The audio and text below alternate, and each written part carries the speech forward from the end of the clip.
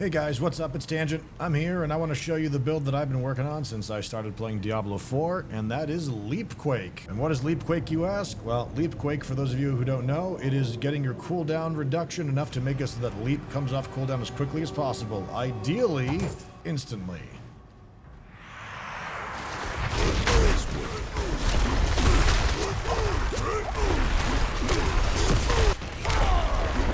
Not ready yet.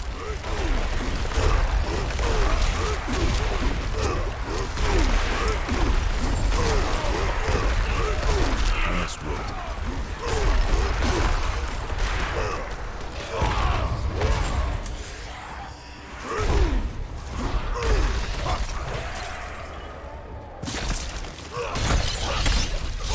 I must wait.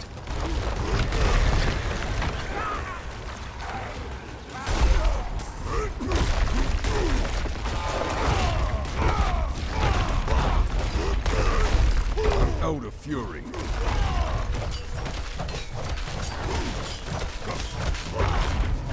I'm not ready yet.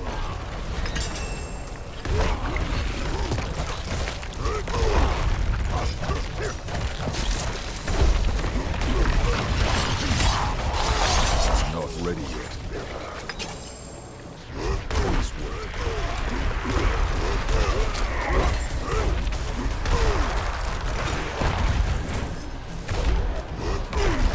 I must wait.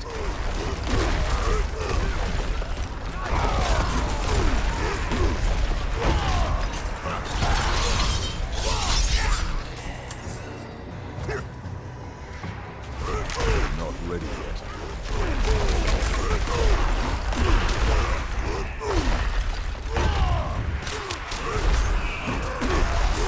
Not ready yet.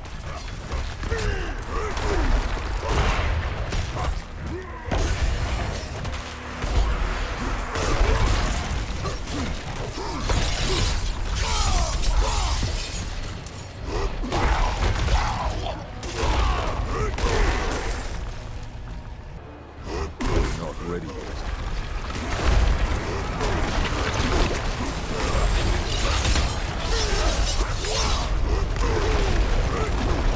ready yet.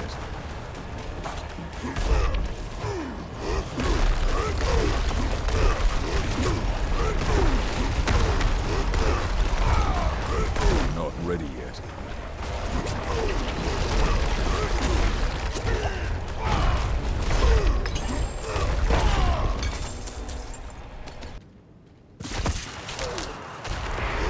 Not ready yet.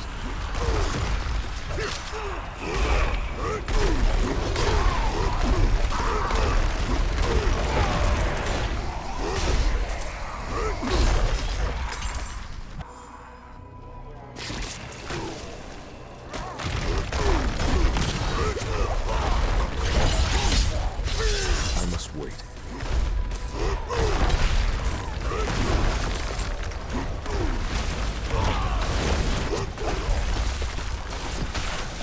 I must wait.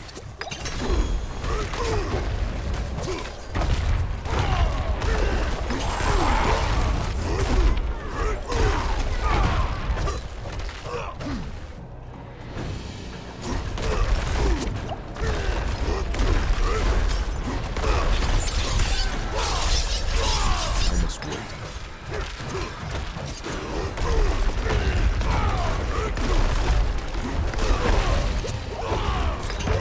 I'm low on fury. I'm not ready yet.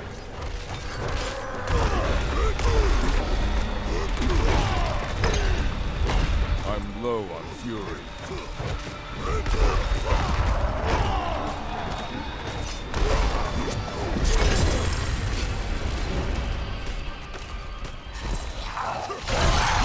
I must wait.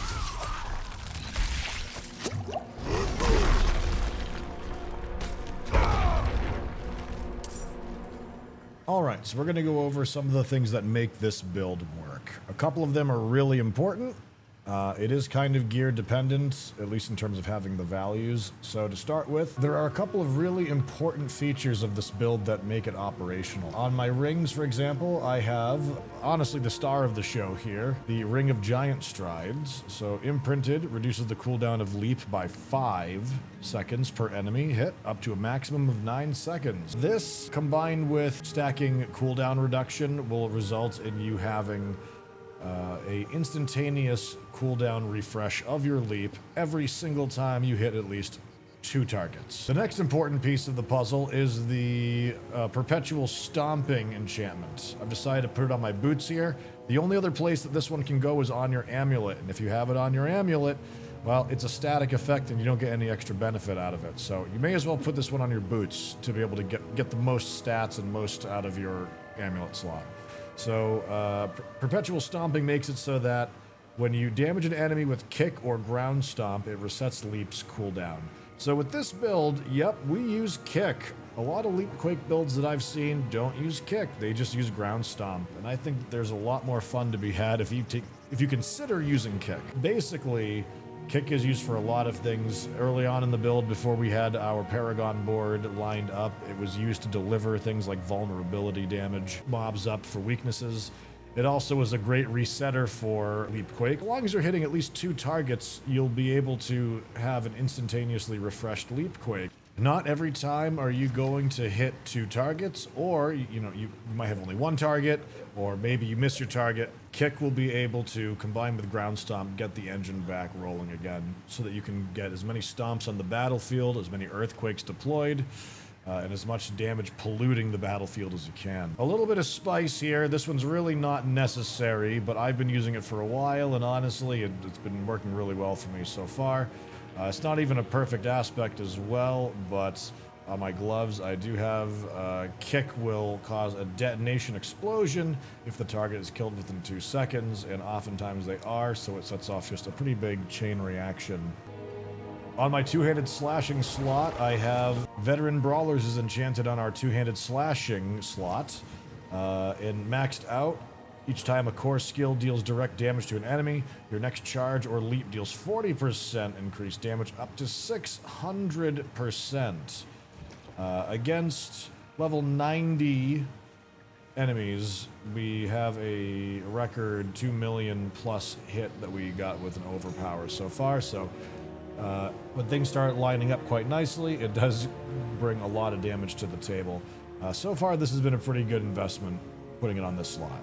The Earthquake Ring is a pretty important piece of the puzzle as well for getting a bunch of sustained damage through earthquakes. Ground Stomp will also create earthquakes.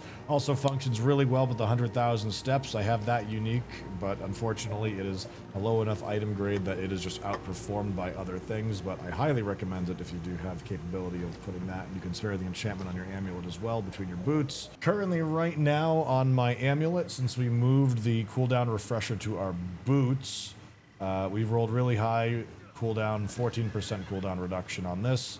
Also, with Lucky Hit, when you hit a crowd-controlled enemy, there's up to a 75% chance that crowd-controlled effect to spread to another unaffected enemy.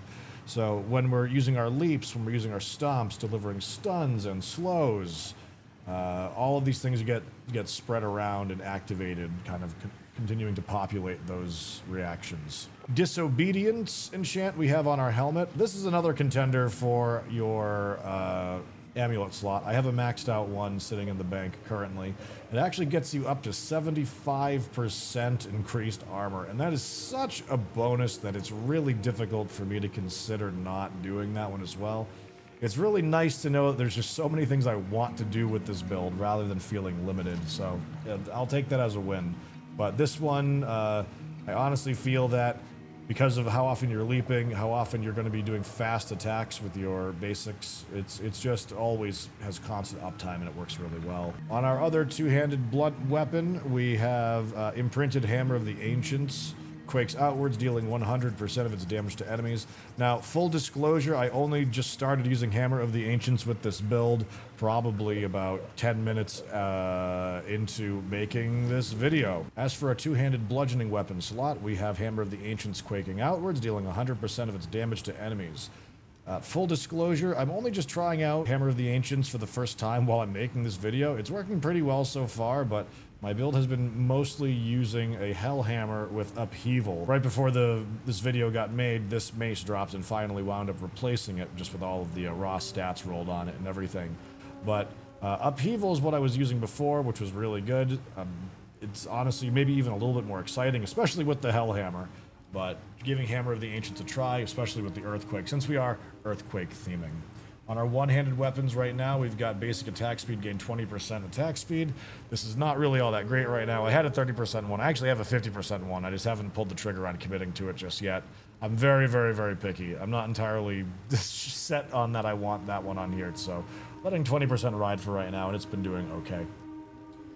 And on our other one-handed weapon, the Edgemaster's Impact Hammer, skills deal up to 20% increased damage based on your available primary resource when cast, receiving the maximum benefit while you have full primary resource. So this is one that I've been experimenting with because Leap, especially if you have the ability that makes you gain 40. For our other weapon, we've got the Edgemaster's Impact Hammer, which makes our skills deal up to 20% increased damage based on our available primary resource. And because Leap frequently puts us in excess of our maximum, this is always at maximum uptime when leaping, and it works really well. Contemplating maybe even putting this on a two-handed weapon slot. Not entirely certain. So far, it's been working really well.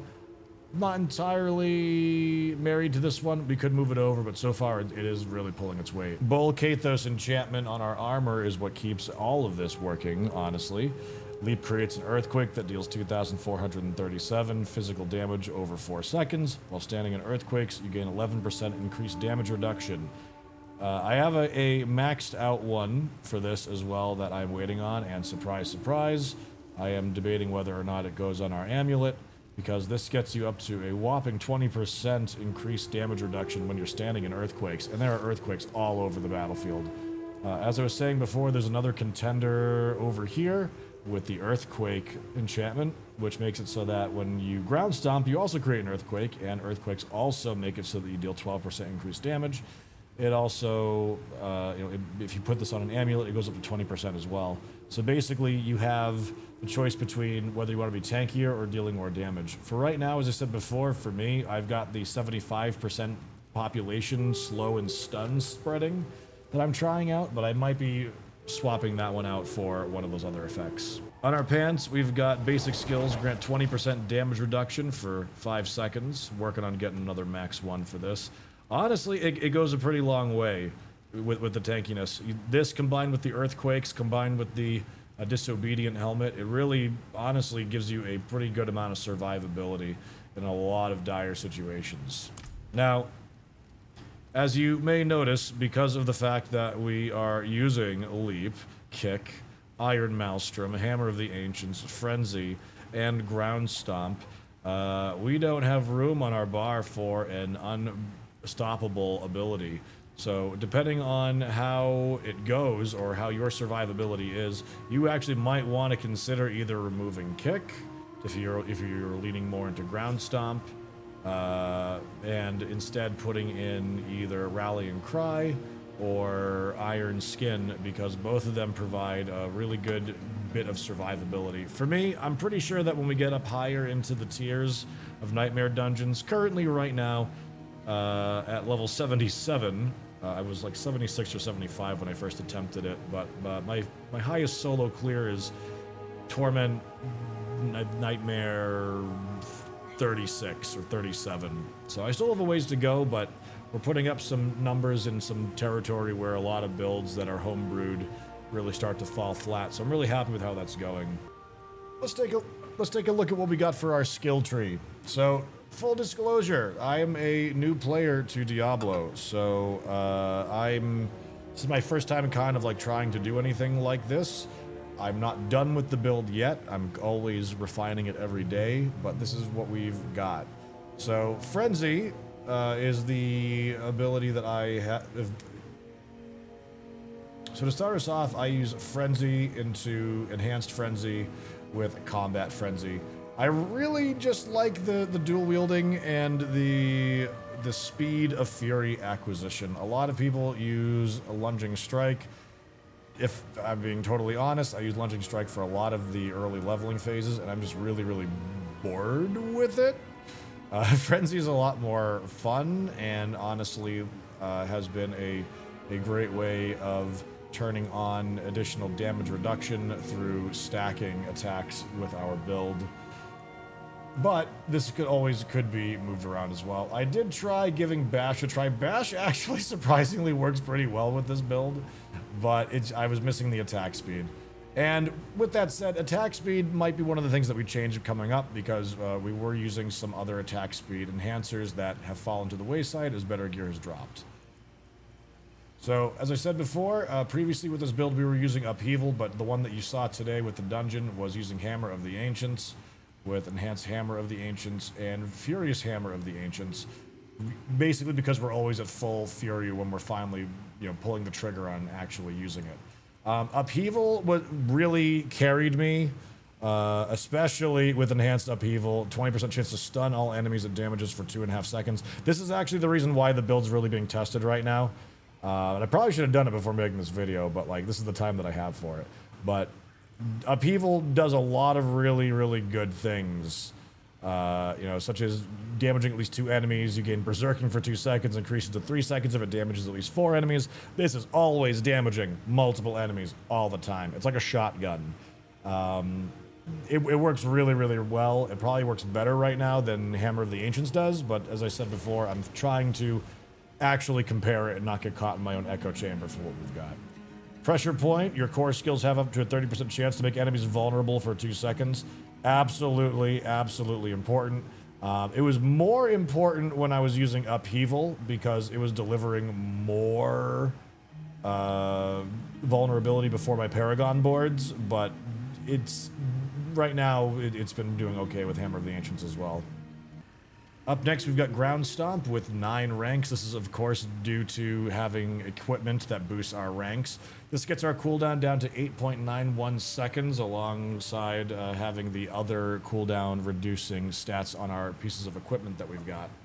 Ground Stomp is really important because having a build that revolves around stun, damage, vulnerable, close, physical, crowd-controlled, slowed, damage types, Ground Stomp turns on a whole bunch of those just with one push of the button, and it gets your leap ready to go, which keeps the chain going. Enhanced Ground Stomp is really good as well, increases Ground Stomp's duration by 1 second. It's a pretty long stun, so 4 seconds, 5-second stun out of Ground Stomp. It's forever crowd control. It's great for really being able to enter a damage phase on elites or bosses alike.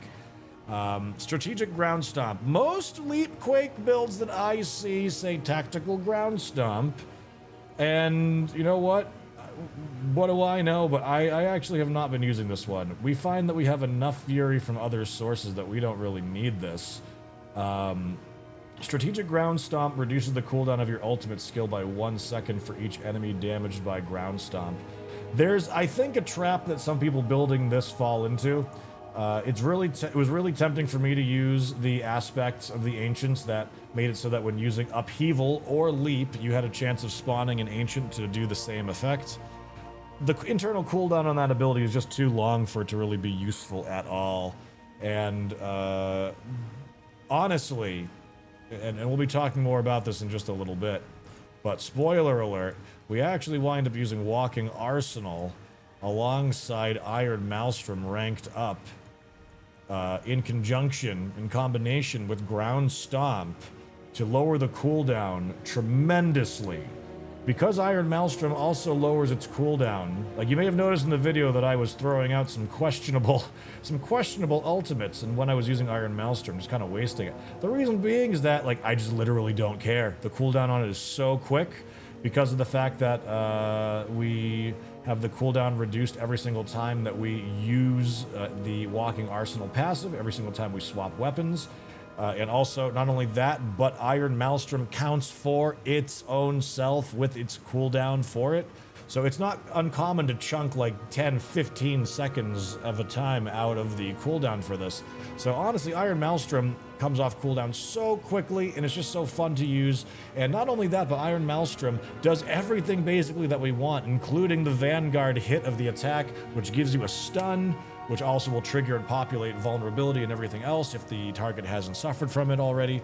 And then it will just melt through elites, at least so far in my experimentation with it. Getting back up here, we do have 1 rank in Outburst, as well as 1 rank in Tough as Nails.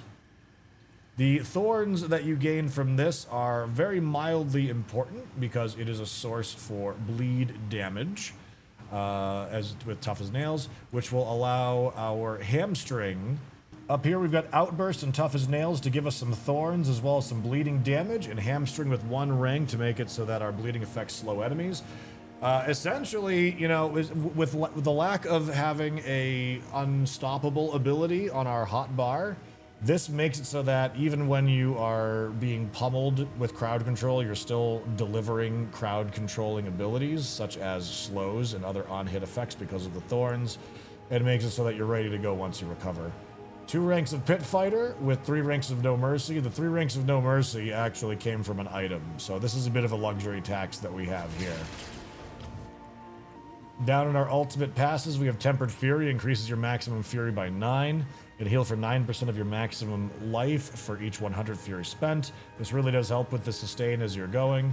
I honestly, I still need to get like another skill point from my Shrines of Lilith and you know, doing all of that work, but Furious Impulse is absolutely, possibly a really good one for this build. I haven't really been able to test it yet, but swapping weapons is very much a part of making Iron Maelstrom better, and we use that all the time, and I see no reason why this couldn't be good. But for right now, we've been just having a lot of success with Invigorating Fury and Tempered Fury. And then down here for the key passives, we decided with Walking Arsenal. We swap up weapons enough times that it does work out in our favor. And not only that, but Walking Arsenal gets triggered the moment that you use Iron Maelstrom if you're packing that for your ultimate, which we are. Over here are the stars of the show. We've got Kick, up to 4 out of 5 ranks. And Kick is a really important piece of the puzzle early on, because before your Paragon or Exploit glyph gets online, you're going to be needing vulnerable damage. This is going to be one of your only real ways of putting it on early. So not only that, but it comes with the added bonus of refreshing the cooldown of your leap. So it's really, really, really important. I had thought about using Power Kick instead of Upheaval or Hammer of the Ancients, just as a mild rage dump, and to allow us to put a Shout or Iron Skin on our hotbar, but so far I've been sticking with Mighty Kick, which is delivering on-hit effects and knocking enemies back and doing further more crowd control. And then, of course, there's Leap. You're going to want to get Kick and Leap as many ranks as you can. Obviously, I'm not practicing what I preach, and because I only have 4 out of 5 ranks here, and item contribution for Kick is actually 3 of them. The cooldown for this could be a lot lower, and honestly, you really want to push on that as much as you can. On Leap, it's a bit more important. You'll see that our cooldown is at 9.73 seconds because of all of the equipment that we've got on us that does a focus on that. 9.73 seconds, and you might notice that or remember on our actual build, the Ring of Giant Strides is reducing the cooldown of Leap by 5 seconds per enemy hit up to a maximum of 9 seconds. Well, guess what? Because of the fact that the cooldown for Leap is already at 9.73 seconds, the calculation of how it comes out rounds down, and you actually are able to instantaneously cast Leap the moment that you hit at least 2 people. So at some point you might be able to even just phase Kick out altogether. I honestly haven't yet because it's just fun. It's just so much fun to use. And it hasn't really been a detriment. The only time that we're dying with this build so far is from hard CC, but that's what every build is dying from at this point, right? So, you know, when you're encountering frozen spiders with vampiric and suppressor, and then you toss in, you know, whatever challenges or modifiers you have for the dungeon, you start to have a bad time. Wind walls also on top of all of those can cause some problems. But it's been able to muscle through. As for the extra point investments for Leap, Enhanced Leap, of course, if Leap doesn't damage any enemies, its cooldown is reduced by 4 seconds. You're going to be aiming, of course, to be hitting as many people as possible, but even if you miss, you're only going to have a 5-second cooldown for this, so that's actually pretty awesome. Power Leap. If Leap damages at least one enemy, gain 40 Fury. This makes Edge Masters work really well. Anything that makes you pop up above cap or need to be at 100% Fury to deliver the most bang for your buck. Power Leap is really good for that because you get so much value, 40 rage out of every single leap. It's absolutely bonkers. But if you don't need or want that, Mighty Leap actually could probably be the better option because the slow inflicted by this, populating to other surrounding targets with this build, actually would really make it trigger a lot more damage. So Mighty Leap for more damage if you can keep the rage sustained. If you can't, or if you just want to drown in rage, take Power Leap. Aggressive Resistance, 9% damage reduction while berserking. Battle Fervor, when a brawling skill damages at least one enemy, gain berserking for 3 seconds. And this is basically the best kept secret for this build, actually a little bit. So when you're leaping, which is all the time, you're berserking. It's awesome, all the time. And you're getting all of those bonuses. Paragon board, I am still working on right now, for those of you guys who are playing at home. And I'm actually figuring out in real time what I'm going to be doing. But let's go ahead and take a look at what we've got. Now, again, be gentle. I'm still figuring all of this stuff out and kind of like seeing what works. And I'm also going back through and hitting a bunch of different paths as well. Like I got to go back and I believe hit this one especially. But we've got Exploit Glyph on the first board that we've got for 23.9% vulnerable damage. And we then segued into the Weapon Master node, where we actually did not head over to this legendary node yet. I am debating whether we do or not. I want it, but we've had to move on over to other spots on the board. So while berserking, you take 10% reduced damage from elites. This is very important for the Leap Quake build because, of course, without having an unstoppable ability, you want to be having as much damage reduction as possible that you can, and it just helps you really come out the other side from those hard CC moments. We went with the Might Glyph socket for our next board, which I believe was the Decimator build, because we are going for two-handed weapons that deal vulnerable damage. And, well, having this one online makes it so that we get 25% bonus to all magic nodes within range, and as luck would have it, there is really important ones like damage reduction from vulnerable enemies, plus bonus to vulnerable damage, which is really huge. So getting the Might Glyph up to its next rank to increase the range of all of this is something that I really want to do, but I'm being told by people that I should be really populating the rest of my boards first, so that's kind of what we're working on. And on this board, we're just spending a lot of time because there's other great things like vulnerable damage. Checking out our stats, I'm just going to scroll through this and you guys can see the main points that we have here and where this build is currently at.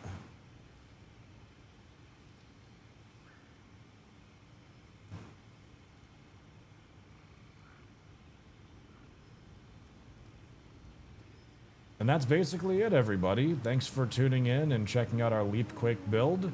It's constantly being improved upon, and I'm sure that I'll start putting some more videos out for it. My Twitch community was asking for the lowdown on how we got this thing online, and so I figured that I would take time to share it. Again, thank you for